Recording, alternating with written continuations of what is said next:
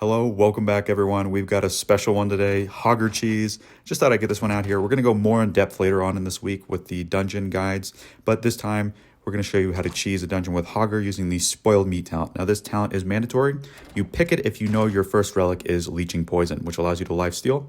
And then the second most important talent here is Earth Shield on Frostwolf Shaman, which allows your Hogger to have armor and it doubles his health against 90% of the dungeon because most of the dungeon does physical damage. So everything else here is pretty not important. We're running a lot of one cost to cycle back to Hogger as fast as possible. We have Pick Lock on the Defias Bandits, which is nice to have because it allows you to snowball your victory in stage 2 by getting a little bit extra gold on those chests. Doesn't matter what talent on the Dark Iron Miner, I like to use him. And the Quillbore is Unbound in stage 3 to trigger the pads so that you can clone bad units instead of dangerous units on stage 3.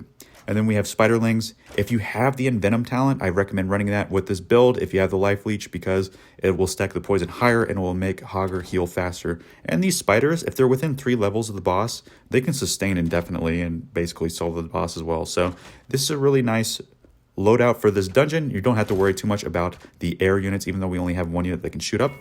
And we're going with Leech and Poison because that's what's offered. We've specially tailored our run for this. And I actually got stealth in that slot, but when I added more than 5 melee units, it overrode it and it gave me the Leech and Poison, even though I have a Defias Bandits, which should, prioritize the stealth. If you want to know more about that, you can check out my other video with the Change Relics guide, and I'll talk more about that in the future. But starting out here, I am playing on the right because I want to try and push immediately the boss and start stacking poisons, because once we get poison stacked on the boss, Hogger's not going down. So to do that, we want to cycle Hogger, and then we want to get a Shaman next to him to get the armor on him. And then we want to try and cycle back to another Shaman as fast as possible, because our win condition is just getting Hogger to the boss, and having multiple Shamans on Hogger is going to give us our best chance of keeping him alive. So it would have been nice to get another armor on our Hogger, but I think also having armor on our Shaman can buy us some more time and can allow Hogger to come in and save the Shaman and peel for him. Because you'll notice here, my Shamans are 5 levels down, and so they are pretty fragile, and it's most important that we just keep this Hogger alive as long as possible. So having multiple Shamans drop heals is really important for pushing him forward. This is a cheese build, so ultimately we're just hoping to get Hogger on the boss and start those poisons ticking. The more times that Hogger attacks the bosses, the more stacks of poison you're going to have, and the more he's going to heal. So basically, by getting these poison stacks going, it lasts 8 seconds. So you have 8 seconds to refresh it, even though he knocks you back.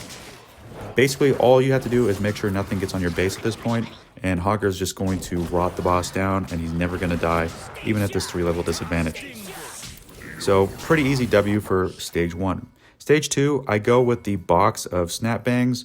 I think it is actually the worst of the 3 talents here, and I think I would have gone with Troll's Blood Potion because it allows you to stabilize your tower. The most important thing here is finding a way to stabilize your Hogger push initially, and if you have a little extra healing going on from your tower, you can essentially set up your push better. Optimal opener for stage 2 is Kobold bottom right. This allows him to take the gold mine, and then if you have lockpick on your Defias Bandits, towards the chest, follow up with a heavy damage dealer like Raptors. Unfortunately, we were a bit slow. We didn't drop the Raptors with the Defias Bandits, which we should have, and this costs us the chest on the right. And this can be a big deal. If you lose your push, this can give the CPU an extra 2 gold, which can make a massive difference in how much of a wave you're dealing with, and it can cost you your Hogger or whatever push you have. So beware here. You really want to try and take these chests as fast as possible. They're next to your base. You're meant to take them. So the win condition of our deck is to cycle as many Hoggers out as possible, as quickly as possible. So if we'd been a little bit faster, we would have been able to cycle more Hoggers out by playing the cheaper units and by spamming those Hoggers. Fortunately, we are able to sustain, even though we played a little bit slowly. Now, here's something you can watch out for. You see my Hogger on the left goes for the Troll. I should have turned the arrow at this point, and this would have caused him to take the left tower. The one on the right was already committed to the right, and he would have taken the middle tower by himself.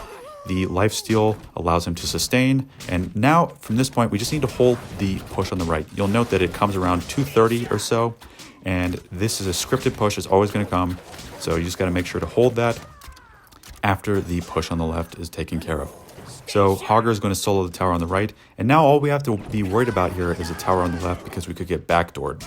You'll note that I spawned my kobold in the middle of my middle tower, and this caused him to avoid the tower on the left. If you spawn him on the left side of the lane, it will cause him to be in range of the tower, and you can lose your kobold that way. Now, the boss is going to get rotted down by my Hogger that has reached him. If Hogger ever reaches the boss, it's pretty much game over for the boss on this level if you have the Leeching Poison Relic plus Poison on Hogger, or Fire Elemental, or Abomination, or what have you. That's simply because there's nothing that can do enough damage to take him down. Arcane Crystal is the best relic here, however, I don't think it's that good for this particular run, and I ended up taking it just to test a synergy to see if it would stack poison faster and if the heal would work better on leeching poison. I think Vanishing Powder is the correct choice here, simply because it allows you to reset your Hogger, who, if he falls below 50% health, it gives him a space of breathing room to heal a little bit more health and sustain a little bit better. So I would recommend that. Ordinarily here, the CPU opens up with the Stone of Tarn on the left, and it's very hard to use your Defiance Bandits to guarantee that you're going to get the chest on the left, so you may actually want to open with your Defiance Bandits in the middle to secure that chest in the back there that you might see the kobold walking towards. I spawn a raptor in the middle here, and I see that it walks towards a pad, which is going to deactivate it. That's basically planned because I know that I'm going to use my Quillbore here to take the chest. And you'll note that I actually spawned my kobold on the right side here, and it starts pathing to the right. I didn't really plan for this to happen, but it's a neat little trick you may be able to take advantage of. Normally, I think it's better to spawn your kobold in the middle anyway, just to have it walk towards that pad and be a fodder for the pad to spawn 5 useless units. So just be aware that you can lose your shamans to these Stonehoof Tarns as they charge. If you have like Defiance Bandits or something, you can use it to peel. However, I generally like to keep my Defiance Bandits ready to take the chest. It was a little bit slow there, unfortunately, so I don't end up taking it. We set up our next Hogger push. Basically, it is very bad if Hogger ends up on these pads, so just be aware that you're going to need to use your Unbound units, like your Quillbore or your Dark Iron Miner, to trigger the pads in case the Hoggers are getting close to the pads around the time that they activate. I believe they take about 20 seconds to reactivate from the time they were last activated. So when you see one of the machines spitting out units, just know about 20 seconds later, it's going to reactivate the pads, and you're going to have an answer ready if Hogger is walking over those pads, because you're going to have the Life Leech, I believe. It's going to be very hard to deal with him. So we have a pretty good run. This is actually my second attempt, and the first attempt went pretty well as well. I just wanted to make sure that it worked. And you'll see here that Sneed is armored, and the poison damage from Hogger allows him to sustain indefinitely. And it's just a lot of fun seeing 4 Hoggers hit him. So pretty easy run overall. I'd say the hardest part is just stabilizing the beginning of the first and second stages. And once you can figure out the rhythm to that, this is a very straightforward run to do. Let me know how you feel about this strategy down below in the comments, and like, comment, and subscribe. It really helps me know what kind of content to tailor for you all in the future. I'll be working on more comprehensive and standard runs of Deadmines with Chargla and Murkai later this week. Take it easy, y'all. Thank you all for watching. I'll catch you on the flip side. Peace.